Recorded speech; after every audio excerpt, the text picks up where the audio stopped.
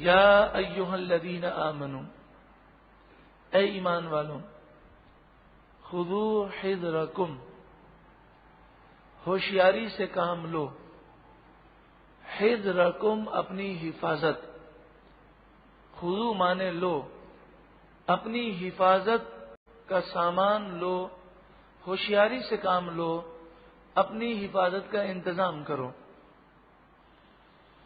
اللہ رب العالمین پر بھروسہ ہونا چاہیے، توکل ہونا چاہیے، لیکن اللہ تعالیٰ نے جو حفاظت کے انتظامات ہمیں دیے ہیں وہ حفاظت بھی ہمیں کرنی چاہیے۔ جس طرح سردی ہو تو سردی سے بچنے کا لباس، گرمی ہو تو انسان اپنے آپ کو سخت گرمی اور لو سے بچاتا ہے، غذا ایسی کھاتا ہے کہ جس سے بیماریاں نہ ہوں، دکان ہم بند کرتے ہیں تو اس پر تالا بھی لگاتے ہیں۔ تو اسی طرح ہم اپنی جان، اپنے مال کی حفاظت کے لیے جو بھی اقدام کریں، جو اللہ نے طاقت دی ہے اس کے مطابق اقدامات کریں، لیکن بھروسہ ان اقدامات پر نہ ہو، بھروسہ اللہ کی ذات پر ہو۔ یعنی دکان پر ہم نے تالا لگایا، کیوں لگایا؟ کہ اللہ نے تالا دیا ہے تو حفاظت کا ہم نے انتظام کیا، لیکن ہمارا بھروسہ تالے پر کبھی نہیں ہو سکتا، کیونکہ تالا توڑ کر بھی دکان چوری ہو جاتی ہے، لیکن ساری رات ہم چوکیداری تو دکان کی کر نہیں سکتے۔ تو اس لیے جو ہمارے بس میں ہے ہم وہ کرتے ہیں اور بھروسہ اللہ کی ذات پر کرتے ہیں۔ جیسا کہ ایک صحابی رسول اللہ کی بارگاہ میں آئے اور عرض کی کہ میں نماز کے لیے آیا ہوں، اونٹ میرے ساتھ ہے، تو میں اونٹ کو باندھ دوں یا صرف اللہ پہ بھروسہ کروں؟ پیارے آقا صلی اللہ علیہ وآلہ وسلم نے یہ نہیں فرمایا کہ اللہ پہ بھروسہ مت کرو، اونٹ کو باندھ دو، بلکہ آپ نے اس کی اصلاح کی، ان کی اصلاح کی اور انہیں مسئلہ سمجھایا۔ آپ نے فرمایا اونٹ کو باندھ کر اللہ پر بھروسہ کرو، بھروسہ اللہ ہی پہ کرو، لیکن یہ سبب اختیار کر لو۔ فانفروا ثباتن، تم نکلو ثباتن تھوڑے تھوڑے ہو کر، او انفروا جمیعا، یا تم نکلو سب مل کر۔ تو جب بھی جنگ میں جاؤ، جہاد پر جاؤ، چاہے اکیلے اکیلے جاؤ یا مل کر جاؤ، تو اپنی حفاظت کا انتظام کرتے جاؤ۔ اور مفسر فرماتے ہیں کہ اس کی معنی یہ ہے کہ دشمن کی گھات سے بچو اور اسے اپنے اوپر موقع نہ دو، یعنی ایسے اقدامات کرو دشمن کے لیے تمہیں نقصان پہنچانا آسان نہ ہو۔ ایک قول یہ ہے کہ ہتھیار ساتھ رکھو اور دشمن کے مقابلے میں اپنی حفاظت کی تدابیر کرنا یہ جائز ہے، اور اسے ہم یہ نہیں کہیں گے اللہ سے نہیں ڈرتا، لوگوں سے ڈرتا ہے۔ کسی ہم مثلا ایک سیٹ صاحب ہیں، انہوں نے اپنی دکان کے باہر 2 گارڈ کھڑے کیے ہوئے ہیں، تو لوگ جب گزرتے ہیں تو کہتے ہیں کیسا خوف ہے اس پر؟ اللہ کا خوف نہیں ہے، انسانوں کا خوف ہے۔ ارے موت جب لکھی ہوگی تبھی آئے گی، اس میں تو کوئی شک نہیں کہ موت جب لکھی ہے اسی وقت آئے گی، لیکن حفاظت کرنے اللہ نے حکم دیا۔ تو اگر کوئی اپنے بنگلے پر چوکیدار رکھتا ہے، گارڈ رکھتا ہے، یا اپنی دکان پر یا اپنے آفس پر یا اپنی فیکٹری پر گارڈ رکھتا ہے اور وہ نیک آدمی ہے اور اس کا بھروسہ اللہ کی ذات پر ہے، لیکن وہ سبب کے طور پر رکھتا ہے، تو اس میں کوئی حرج نہیں، اور اس کے بارے میں باتیں کرنا یہ منع ہے، اس طرح کی باتیں نہیں کرنی چاہیے۔ وَإِنَّ مِنْكُمْ لَمَن لَّيُبَطِّئَنَّ، ہاں یہ ضرور ہے کہ اگر کوئی بد عقیدہ، بد مذہب، کافر، منافق اگر اپنی حفاظت کا انتظام کرے تو وہ یقیناً اللہ تعالیٰ سے خوف نہیں رکھتا، کیونکہ اگر اللہ کا ڈر ہوتا تو کبھی منافقت نہ کرتا، کبھی کفر نہ کرتا۔ تو اس کا گارڈ رکھنا صرف اور صرف بندوں سے ڈر کر ہے، اور اس کا اللہ پر بالکل بھروسہ نہیں۔ تو جو بد عقیدہ، بد مذہب، گستاخ رسول، گستاخ صحابہ ایسی حرکت کرے تو وہ تو واقعی بندوں سے ڈرنے والا ہے، کیونکہ اگر اللہ سے ڈر رکھتا تو نہ گستاخ رسول بنتا نہ گستاخ صحابہ بنتا۔ وَإِنَّ مِنْكُمْ لَمَن لَّيُبَطِّئَنَّ، اور بے شک منافقین ضرور دیر لگائیں گے، منکم جو تم میں سے ہیں، یعنی تمہارے درمیان منافقین بھی ہیں، وہ ضرور جہاد میں جانے میں دیر لگائیں گے۔ فَإِنْ أَصَابَتْكُمْ مُصِيبَةٌ، تمہیں وہ میدان جنگ میں روانہ کر دیں گے اور پھر خود پیچھے انتظار کریں گے۔ پھر اگر تمہیں کوئی مصیبت پہنچ جائے، یعنی شکست ہو جائے، قالا، تو وہ منافق بولے گا قد انعم اللہ علیہ، بے شک اللہ نے مجھ پر احسان کیا، اذ لم اکن معہم شہیدا، اس لیے کہ میں ان کے ساتھ حاضر نہ ہوا، اچھا ہوا میں نہیں گیا، ورنہ مجھے بھی اتنا نقصان ہوتا۔ شہیدہ کا یہاں ترجمہ حاضر ہے، شہیدہ کا ترجمہ یہاں پر حاضر کرنا ہی پڑے گا، تو معلوم ہوا کہ شہید کا لفظ جو ہے وہ حاضر کے ترجمے کے لیے بھی آتا ہے۔ تو وہ یہ کہتا ہے کہ اچھا ہوا میں وہاں پر حاضر نہ تھا۔ وَلَئِنْ أَصَابَكُمْ فَضْلٌ مِّنَ اللَّهِ، اور اگر تمہیں اللہ کا فضل مل جائے، فتح مل جائے، مال غنیمت مل جائے، لَيَقُولَنَّ، تو ضرور بضرور وہ کہے گا كَأَن لَّمْ تَكُن بَيْنَكُمْ وَبَيْنَهُ مَوَدَّةٌ، اس کے کہنے سے یہ ثابت ہوتا ہے کہ گویا کہ تمہارے اور اس کے درمیان کوئی محبت ہی نہ تھی، یعنی اسے آپ کی فتح سے کوئی خوشی نہیں ہوئی اور وہ آپ سے بالکل محبت نہیں رکھتا۔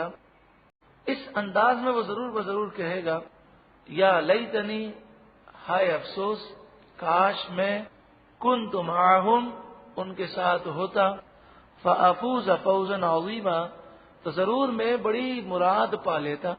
یعنی تمہاری فتح اور تمہاری شکست سے اسے کوئی غرض نہیں، اصل تو اسے اپنا فائدہ دیکھنا ہے۔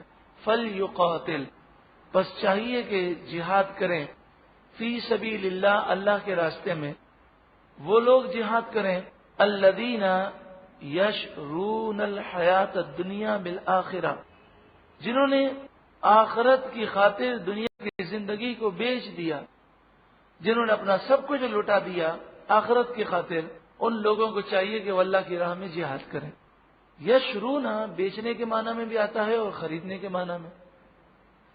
اگر خریدنا معنی کریں تو پھر ترجمہ یہ ہوگا، چاہیے کہ اللہ کی راہ میں مسلمان جہاد کرے، ان لوگوں سے جہاد کرے کہ جنہوں نے آخرت کو بیچ کر دنیا کی زندگی کو حاصل کیا، یعنی وہ جو کافر دنیا کے لیے مرتے ہیں، دنیا کے لیے جیتے ہیں، ان سے مسلمانوں کو چاہیے کہ وہ جہاد کریں۔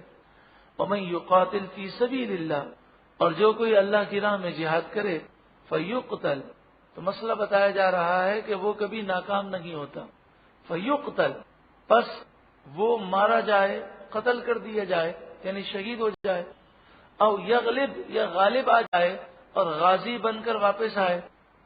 عام طور پہ جنگ میں لوگ کہتے ہیں نا فتح ہوئی، شکست ہوئی، لیکن مجاہد فی سبیل اللہ کی کبھی شکست ہی نہیں، فتح ہی فتح ہے۔ شہید ہو تو شہادت کا رتبہ، اور غازی بن کر آئے تو غازی کا رتبہ۔ فسوف نؤتیہ اجرا عظیما، تو ان قریب ہم اسے اجر عظیم دیں گے۔ وما لکم، تمہیں کیا ہو گیا، لا تقاتلون فی سبیل اللہ، کہ تم اللہ کی راہ میں جہاد نہیں کرتے، حالانکہ جہاد فرض ہو چکا۔ والمستضعفین من الرجال والنساء والولدان، اور ان لوگوں کے لیے جہاد نہیں کرتے تم کہ جو کمزور مرد ہیں، عورتیں ہیں اور بچے ہیں، جو مکہ مکرمہ کے اندر محصور ہیں، ظالم ان پر ظلم کر رہے ہیں۔ الذین یقولون، وہ کہتے ہیں، ربنا، اے ہمارے رب، اخرجنا، تو ہمیں نکال، من هذه القرية الظالم اهلها، اس بستی سے ہمیں باہر نکال کہ جس کے رہنے والے ظالم ہیں۔ کیونکہ ہجرت کر کے جو طاقتور تھے وہ تو مکے سے مدینے پہنچ گئے، لیکن جو عورتیں، جو بچے اکیلے تھے، یا جو مرد بوڑھے تھے، کمزور تھے، بیمار تھے، وہ وہاں پھنس گئے۔ تو مدینے کے رہنے والوں سے فرمایا گیا کہ تم ان کافروں سے جہاد کیوں نہیں کرتے کہ اتنے کمزور مرد، عورتیں اور بچے وہاں پر پھنسے ہوئے ہیں۔ اور وہ دعا کرتے ہیں، وَاجْعَل لَّنَا مِن لَّدُنكَ وَلِيًّا، اے اللہ تو ہمارے لیے اپنی طرف سے کوئی دوست مقرر کر، وَاجْعَل لَّنَا مِن لَّدُنكَ نَصِيرًا، اے اللہ ہمارے لیے تو اپنی طرف سے کوئی مددگار بنا دے۔ الذین آمنوا یقاتلون فی سبیل اللہ، جو لوگ ایمان لائے وہ اللہ کی راہ میں جہاد کرتے ہیں۔ والذین کفروا، اور جو کافر ہوئے، یقاتلون فی سبیل الطاغوت، وہ شیطان کی راہ میں لڑتے ہیں، یعنی ان کا لڑنا شیطان کے لیے ہے. فقاتلوا اولیاء الشیطان، تو تم تو رحمان کے بندے ہو، تم رحمان کی خاطر جہاد کر رہے ہو، تو فقاتلوا، تو اے مسلمانوں تم جہاد کرو، لڑو اولیاء الشیطان، شیطان کے دوستوں سے. یہودی، عیسائی، ہندو، بد مذہب، بد عقیدہ، جتنے بھی اسلام کے دشمن ہیں اور وہ اسلام کو نقصان پہنچانے کی کوشش کر رہے ہیں، وہ سب شیطان کے دوست ہیں. تم ان کی ظاہری طاقت نہ دیکھنا، ان کے مال اور منصب اور عہدے کو نہ دیکھنا. تمہارے ساتھ اللہ کی مدد ہے اور ان کے ساتھ اللہ کی مدد نہیں. ان کید الشیطان کان ضعیفا، بے شک شیطان کا مکر و فریب ضرور کمزور ہے. یعنی کافروں کا جو داؤ ہے وہ کمزور ہے. جس کی اللہ مدد کرے کافر اس کا مقابلہ کبھی نہیں کر سکتے. تو مسلمان اگر آج بھی شریعت کا پابند ہو جائے اور وہ متقی اور پرہیزگار ہو جائے اور وہ اسلام کی سربلندی کے لیے کوشش کرے، اپنی جان سے، اپنے مال سے، اپنی صلاحیتوں سے، اپنی زبان سے. اور سب سے پہلے اس وقت ضرورت اس بات کی ہے کہ مسلم قوم جو قرآن کی تعلیم سے دور ہو گئی، انہیں حقیقی قرآن کا نور دیا جائے اور حقیقت کا نور انہیں اس طرح دیا جائے کہ ان کے سینے روشن ہو. تو اس کے لیے ایسے پروگراموں میں انہیں لانا ضروری ہے. جب تک انسان نور قرآن سے روشن نہیں ہوتا اس کا ذہن نہیں بنتا، اور جب تک ذہن نہیں بنتا وہ زندگی جانوروں کی طرح گزارتا ہے. زندگی کا مقصد کھانا پینا، زندگی کا مقصد بچوں کی پرورش کرنا، بچے پالنا، زندگی کا مقصد نکاح کرنا، زندگی کا مقصد مکان بنانا، زندگی کا مقصد بینک بیلنس، وہی زندگی کا مقصد سمجھا. اس زندگی کا مقصد وہ یہ سمجھا ہے کہ جس کا کوئی بھروسہ نہیں، ایک لمحہ بھی زندگی کا باقی ہے یا نہیں کوئی نہیں جانتا. تو حقیقی مقصد جب تک سمجھے گا نہیں اس وقت تک وہ گناہوں سے توبہ نہیں کرے گا، دین کی خدمت نہیں کرے گا. اللہ رب العالمین انہیں خوب جزا عطا فرمائے، اچھی جزا عطا فرمائے کہ جو بھائی اور جو بہنیں قرآن کی دعوت کو عام کرتے ہیں، اللہ تعالی ہمیں بھی قرآن پاک کا خادم بنائے.